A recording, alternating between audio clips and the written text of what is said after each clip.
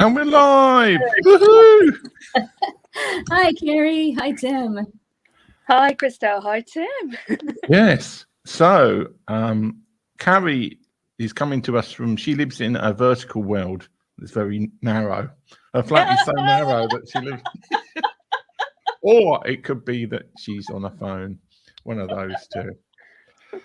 So, let's start off with the who is Carrie Eddins question, because I've put PR expert, which is a simplification, but that's kind of I've seen you on Twitter. It sounds a bit stalky, but you are like well connected with all journalists and all people, and you're very into the world of PR, but you do lots of other things as well. So try not to take up half an hour, because I know you could probably talk about what you've done in every half an hour, but describe who Carrie Eddins is and why you're so amazing. No pressure, Tim. So, I mean, PR is my main thing that I'm known for, particularly Twitter PR. And the other thing I do is I help people create emotional connection in content or to themselves and to their audience. And that's what I do. I tend to work with women because they kind of respond better to my approach, because it's quite intuitive and a bit woo. It's not that men aren't receptive to that, but it's just that they prefer a much more logical, structured person to work with. You said a bit woo. What does that mean? It means that I use things like, when I'm working with people, I would tune into their energy. I'll use like laws of attraction. We'll set intentions, things like that. We'll use like lunar cycles, things like that, to kind of optimize when to launch things and when to do things, things like that, really, which probably are, compared to most mainstream publicists, not what they do. Yeah. And that's okay. Yeah. Well, you are the only person I know who had a Twitter chat that was scheduled to go with the full moon cycle. So I was slightly aware you're a little bit on the woo-woo side. But I've always got on really well with woo-woo people, so I'm not don't have a problem with that. I'm a little woo-woo, so I like this. Yeah. Oh yeah, cool. Yeah. Tim was a wonderful. He's always such a brilliant cheerleader and advocate for people. You're such an encourager, Tim. You are just incredible. And he did attend some of my Twitter chats last year, because we did them like every 3 weeks on the lunar cycles. We'll probably launch them again this year. I've just got to wait a moment because I'm just sorting a lot of things out. But yeah, it was quite interesting because a lot of people do them like every week, the Twitter chats, and we were like doing it on the lunar cycles, and people were like, when are you doing it next? I'm like, whenever the next full moon is. And they were like, what? So you'd have to follow the full moon and know when it was going to take place each month. Is that okay? Yeah, and it's like, and also the new moon as well. So we did some on the new moon. But like, a lot of people like to put things in their diary particular times, don't they? So they're like, well, I know at 4 p.m. it's like or 6 p.m. on a Thursday, it's Madeleine Scalar's Twitter chat. And I was like, well, I think that's great, but it's more, I need to, I was just like, wouldn't it be great to do it in the lunar cycles? So we did experiment, and it was quite interesting, because it's because I think that the magic of doing things slightly differently is like when you're working or you're doing something in a non-linear fashion, lots of things can happen that perhaps wouldn't normally. So like, miracles can happen, unexpected, amazing connections can happen, because you're not expecting it. It's in that magical place. So that was, and we had quite a lot of really cool things happen from that. And we just experimented with it, but I will be doing it again. Yeah, that's awesome. Well, did you have a co-host with you? Or I did, yeah. I did for and had somebody support me as well. But so it wasn't just me on my own, so it was good. Yeah, it was cool. But I think, like with anything, you've got to keep nurturing it, haven't you? You can't just sort of do it and expect, as I'm sure with your podcast show, you've just got to keep going. But we all got a bit burnt out towards the end of last year, so we had to stop it. We were like, I'm so burnt out, and I'm like, yeah, because there was eclipses and all sorts, and lots of things going on, obviously, in the world. So we were like, yeah, let's revive it next year. And I was like, yeah, probably spring this year. I'm probably going to do it again. So yeah. Well, before you two end up talking about your crystal collections, I'm going to let's try and get some value for the audience from a PR point of view. If We you've love watched you, any of the Tim. previous shows, you would have seen that I've got a long-running kind of joke, like constructive question. And I decided sometime last year that Christelle was going to start a llama farm. So those llamas, the alpacas and llamas. Of course. Right. Or let's say hypothetically, Christelle was going to start a llama farm, and she really wanted to get publicity for her new llama farm in San Diego somewhere. What would be your kind of suggestions in terms of how a new business could get publicity for themselves from a kind of simple perspective? And if that involves crystals, then feel free to talk about crystals. Well, I mean, bringing it back to nuts and bolt basics, my definition, and there's lots of definitions, it's only just one small definition of mine, of public relations is it's part storytelling, part opinion sharing. And so I feel that a lot of PR and people who understand PR and media relations, they focus too much on the story and not enough on the opinions. So if I was going to be Christelle launching my own llama farm, I'd hope it would be a rescue llama farm or a really not just a petting one. I hope. Apart from that aside, let's just imagine it is. Then I would be before I did my big launch or shared my story with the media, I would be getting involved with sharing opinions around what the llama farm represents. So it could be like time with nature, time with the family, the power, healing influence of animals. I'd be looking on Twitter to people who are talking about this and literally commenting. And also I would be Googling llama farms around the world. And because now we've got the interactive nature of, which is where the commenting comes in of the media, there'll be articles. I mean, just think of the top of my head, like the Daily Mail, and there'll be let's just say there was something about a rescue llama farm, and you'd comment on it, and you'd start to get traction just from commenting on a piece. I know that there was that thing on Netflix. I couldn't bring myself to watch it, but that guy who kept tigers. And there was a lady somewhere in America she rescued tigers, and she did incredibly well on the back of the Tiger King production. So it could be that you could comment on the Tiger King story. I know it's still not that old, but you could still comment on it because people are still talking about it. So I would be commenting on issues that are connected around that before you launch the big thing, so that people in the media, particularly in your locality, region, and even national, I would go with all of those aspects. They get to know you as somebody who can comment on things that are meaningful to you. So you would drill down into why you're doing it, and what are the values about it, what is the meaning behind it. And then I would just comment on things like that, because then you're nurturing an audience, you're nurturing relationships with the media and with people on Twitter. I would absolutely do it on Twitter. I know that some of the journalists are moving slightly across to Instagram, and quite a few are still on Facebook, but Twitter is where it all still really happens. Like over 90% of the media are there. The news literally breaks there. So I would just spend my time on Twitter doing that, really. LinkedIn, is this something that would go over to LinkedIn? Would it cross over in that? Not really. Well, I mean, you could, but it's not necessarily going to get you into the hearts and minds of the media, because they are there, but it's more of a job thing for them. So if you were trying to find out somebody's job title, or whether they're still in a position like as a producer or an assistant or whatever role they were doing, you could Google them and their LinkedIn profiles would come up. But typically speaking, they don't like to be contacted on LinkedIn. Got it. Okay. So but you could still do a post and generate interest. That absolutely, yeah. So Twitter is where the media is. Where would the clients be? Would they also be there? They could be actually on Twitter as well. And I would say probably Instagram. I mean, also if you were going to do corporate wellness events, then they'd probably be on LinkedIn. But I would kind of go Twitter, Instagram, LinkedIn. Really, would be for fundraising. Both are really good for. I mean, LinkedIn would be really good for fundraising, things like that. But I mean, that's what I would do. But I would, if I think too many people just spend too much time on Instagram because of the picture aspect. But I mean, you, as Tim knows, you know, on Twitter, you could do video, you could do audio, you could do pictures.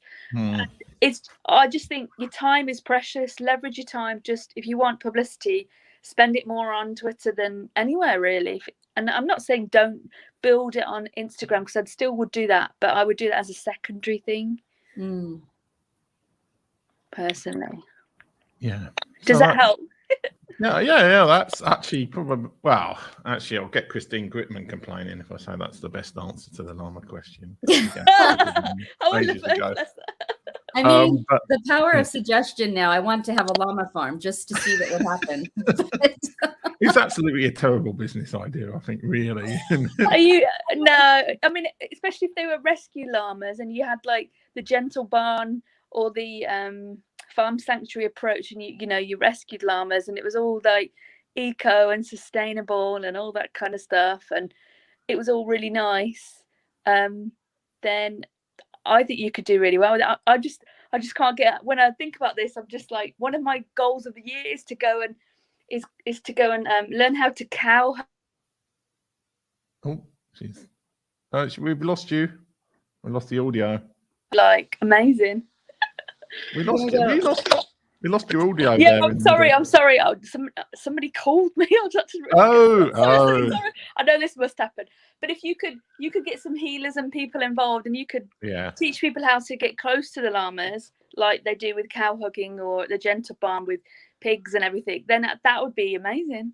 I love. Okay, so I was in the UK this past October, I think September, October, I can't remember, and we went to a farm that had llamas that I actually took video of it, and they followed me. I talked to them and they followed me to, of course, they knew I was going to feed them, but I could talk to them and they would follow me, and they were the kindest, gentlest, just animal that looks you. Well, they look me directly in the eye because they're about my height. Yeah. And they have little haircuts and they're so cute. So now I'm like, I'm liking this idea. So I don't know. Carrie's making me a little more excited, Tim. Yeah, I am. I'm just like, yeah. So, like, we've got the llama farm idea. Have you ever had a customer or somebody approach you with a business that sounds so boring that you think that there's no way that you could get publicity to it? And how did you cope with that? I mean, is there like, I don't know, tax accountancy or something? That's probably a bit unfair to tax accountants, but I mean, are there some businesses where you kind of really struggle to think like how are they going to get publicity for this particular business? And how do you overcome that? Yeah, I mean, one of my clients, Natalie, she's got an insulation company, and that's not a really sexy idea, is it? And like, I remember meeting her going, oh my God, I don't know, and she's a really lovely person. She's massively passionate into like insulation and like, we've worked together on and off for a couple of years now. And I remember going, I really don't know, and I had to research it. But I think for me, it depends on the individual, doesn't it? So if I connect with the person, then I'm more likely to like interview them and get the message and everything out from them. So I'm more likely to kind of go and find something to her. And like, I ended up getting her on, I think she was quoted in the Mail, the Metro, she was on Sky News, and the Guardian are actually profiling her like this month about an eco business. But it's because it was because I liked her. I really got on with it because I've worked with like somebody who was an immigration expert, and I just couldn't connect with the person. So, and obviously there's loads of immigration stories you can come up with. I think for me, and we're all different, aren't we? I'm more about like emotional connection, as you know, Tim.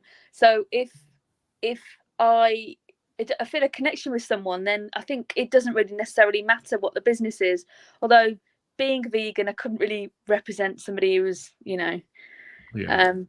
a butcher or something like that. But like, I just couldn't bring myself to do, or a fur farm or whatever. But I think it's more about the individual and my relationship with them, so that I could go and represent them, because it's it really, and it's really personal thing, being, doing PR for someone, because you really get to know them, don't you? And but yeah, that's what I've done. And Natalie, because I have got to know her, I can spin her story or her comments to all kinds of things. But I mean, but I was a bit challenged by her, I have to say. Yeah. Like, insulation, what?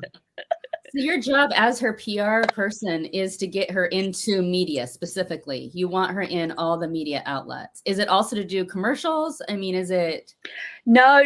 So it was just more like about profile raising and credibility generating, because she wants to show people in her industry that she's like a thought leader and she's a leader. So it was more like credibility. I mean, the TV piece, they actually came to her unit and they videoed her and a unit and met her staff and stuff, because it was to do with like they were covering about like COVID businesses that had all to do with what's it called, furloughing. And so they went, so that was quite a credibility thing to be on, you know, national news to talk about her company. So that's what she wanted. It wasn't anything to do with like adverts or anything. It was just more always about profile raising, because she still wants to be known as a thought leader in her industry. So, and it brings attention to what she's doing automatically. Absolutely. And the credibility comes. So when the credibility, you know, when they know that you've been on Sky, then your authority goes up, which is really what PR is. It's a credibility booster. It's a profile raiser. And then people are more likely to invest in you, aren't they? Have more trust in you. Even though a lot of social media people don't really like me to say that, it's still true now. I would say most of the time, really. It's kind of. Yeah. So I'm going to ask you a question that you probably shouldn't answer, but anyway, are there particular media outlets that you think are better for people to aim towards as opposed to other ones in terms of credibility and or like actual? Because you hear stories about people paying or having books on particular TV shows in the US, let's say, and then they sell 2 books out of it or something like that. I mean, what well, you don't have to necessarily be specific, but are there overrated media outlets, and are there ones that aren't? Well, I mean, the best way to answer that, Tim, is that it's always about, you know, your message is more important. It's twofold, really. Your message is more important than the medium. So so it's not necessarily the outlets. It's like what your message is, but then it's also what outlets or what publications or what media do your audience read. So I have been into long, sometimes like conflicting discussions with potential clients, because they were like, I'm not going in the Daily Mail, you know, Daily Mail Online or Daily Mail UK or US because blah, blah, blah, blah, blah. And I'm like, yeah, but your clients read it. Yeah. And so it's always about what media your clients consume, because there's no point in you doing it if your audience is not consuming that medium. I would say 9 times out of 10. And really, that is how I work, really. So I would go, you know, I ask them to find out where their audience hangs out. I intuitively usually know if they don't, because obviously I know a lot of the media, UK and USA, but I just think just go where your audience is, really. And often people want to go, like, they always want to go for Oprah or the big places like the BBC or The View, or, you know, all kind, you know, Good Morning America, all places, you know, get me in the New York Times, you know. And it's like those places take longer to build. You don't suddenly jump to that. So I always say, try with your local radio or regional radio papers, or initially first, and then if you do, because the thing is, people don't know or forget is that like national media people consume regional and local press. So often, if it's such a good story, or if you're a really good commentator, they will find you through those avenues. So they'll find you on local radio and the local press, or on local TV, which people don't really they don't really know, or they underestimate. People always want to go for the big nationals straight away, and I just think actually it's more you'll be more powerful when you get to the nationals if you've gone the journey to the other places, and also you'll have a better result because you'll be more confident, you'll be clearer, you'll be more impactful, you'll know what you're saying, you'll have practiced. I mean, because everybody screws up on the way, and you want to screw up on local radio, not national, like I did. I screwed up on national radio. I was just like, oh my god. But it's all part of the journey, isn't it? It makes us human. We're not perfect. We're not robots. So Yeah. it all makes me more authentic, really. I mean, it was only once. The other times I was fine. But I mean, we all screw up. But I always say just make your mistakes and get your experience through local and regional media is what I would say. But I think and if it's not, your audience aren't there, go to places where they are. That might be in particular trade press. You might need to ask them, whatever it is. It might be an online publication or some random strange newspaper that is particular to their audience. Go there, go where your audience is, and then you can never go wrong. And then you can kind of branch out and get to bigger places. Yeah. Is there such a thing as PR coaching of some sort? Some kind of coaching to help you know what to say when you're interviewed with the media? Yeah. I mean, I do have to coach a lot of my clients in how to be media friendly or to speak in their language. I have courses about it, because a lot of people really don't get it. They go like, but I want to talk about my book is a classic one. And you're like, most of the time the media don't really care about your book. They want to know the story behind it or what led you to it or what are the opinions around the book, because it's not advertising media and being in the media. It's actually just raising your profile and talking about who you are. Obviously there are specific places where you could talk about your book, but it's still about your book and not necessarily just you particularly. It's like what people, I think entrepreneurs they're so used to when they're doing their marketing to being in control. Yeah. And when you go into the media is a real thing. When you go into the media, you just got to let go of that control and be in the moment and just bring your heart and mind into that place and give your best, be who you are, and don't be afraid to fail or show your flawed side, and then you can't go wrong really. But a lot of people just want to kind of control things and go, but I can't say that and I can't do that. And I just go, well, if you're going to be too controlled and contrived, then don't go in the media, because the media will see through it. And the best people who all people love when they're in the media are the people who just show who they are, and they're like, look, this is me. It's okay if you don't like me, this is who I am. And you warm to them, don't you? Because you're like, they're a real human being. Oh, I quite like them. Oh yeah, I really liked him, I'm going to go and buy his book. They see who you are. That's sort of how I do it. But yeah, I do regularly have to coach people on how to do it. Mm-hmm. Well, I think Christelle's got to leave at past. I have got a video I can play of an interview I did with somebody in Bournemouth. Oh no! That's so funny. Which is one of my top-rated that was hysterical. That's where we actually met in person, Christelle. It was so funny. Oh, you met? Were you at a conference or at a... It was Let me. Okay, so this is a good time. I'm going to step out, so our audience knows I'm going to step out. I'm not just disappearing. Nice to meet you, Carrie. Tim, this is going to be great. It's lovely to meet you, Christelle. Stay in touch. Thank you so much for being here. All right, Tim, I will see you next time. Okay, bye-bye. Bye-bye. Right, let's see if I can work out. Oh, Tim, really? So it was a magical moment. Mark Schaefer is one of the content marketing king founders, but he's like really, really nice, and he's not one of those like ego, I'm the greatest, I'm the best, the one and only. He's just really sweet, really kind, and really approachable. Look at this. I've literally got on a train this morning, like really early, and I'm like, I've already slept because I was so excited. And I booked a train to Brighton instead of Bournemouth, and I didn't realise it until I'm really excited.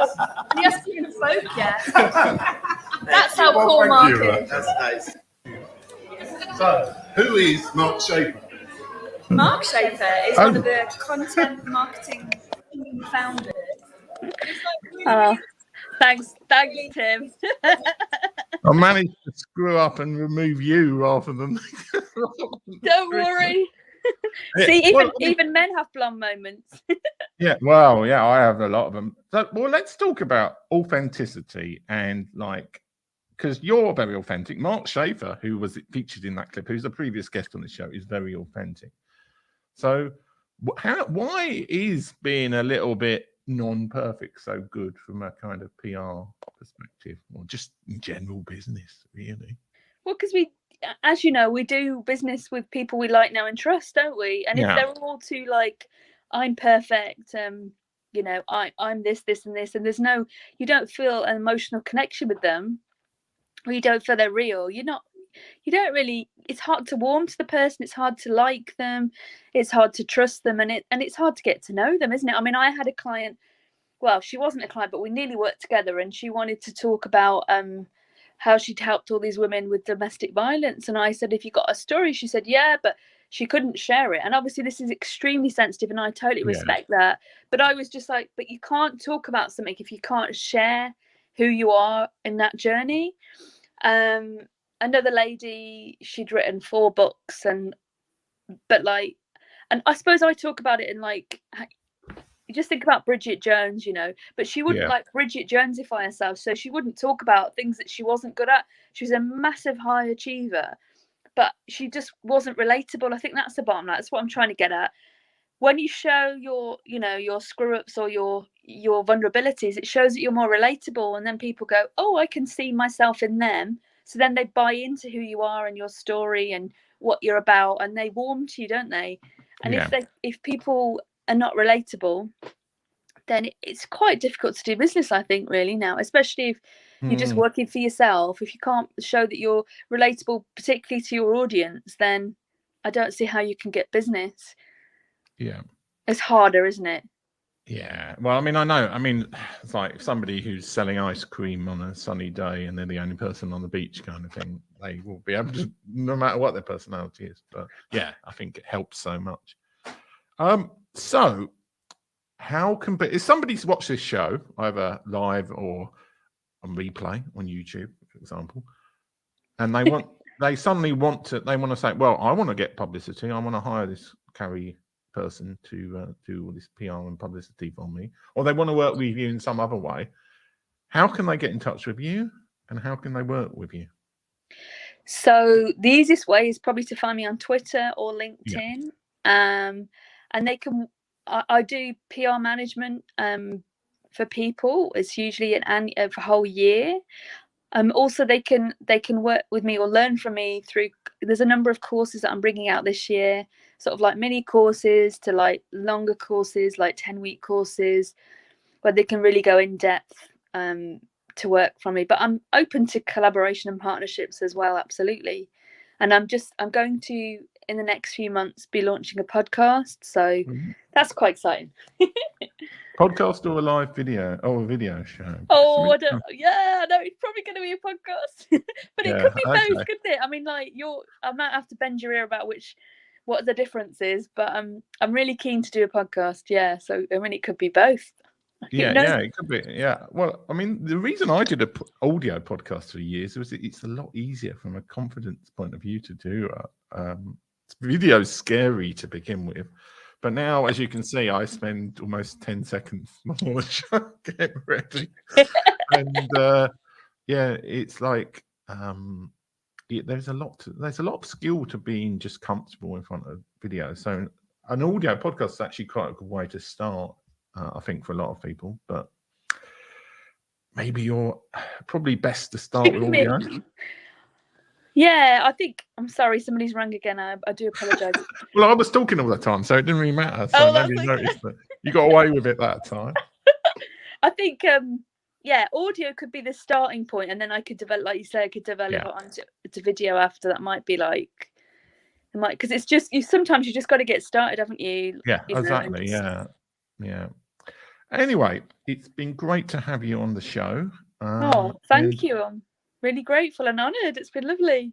And if your phone survives, we can chat after the show, guys. And if it doesn't, well, whatever.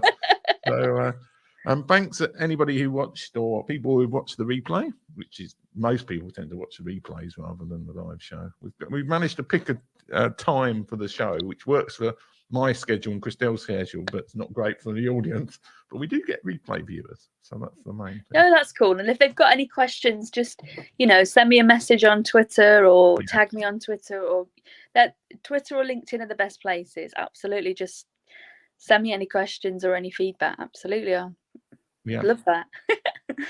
Okay, well, thanks for being on the show, and thanks for all the viewers, and goodbye, Thank everybody. you. Thank you for listening and watching.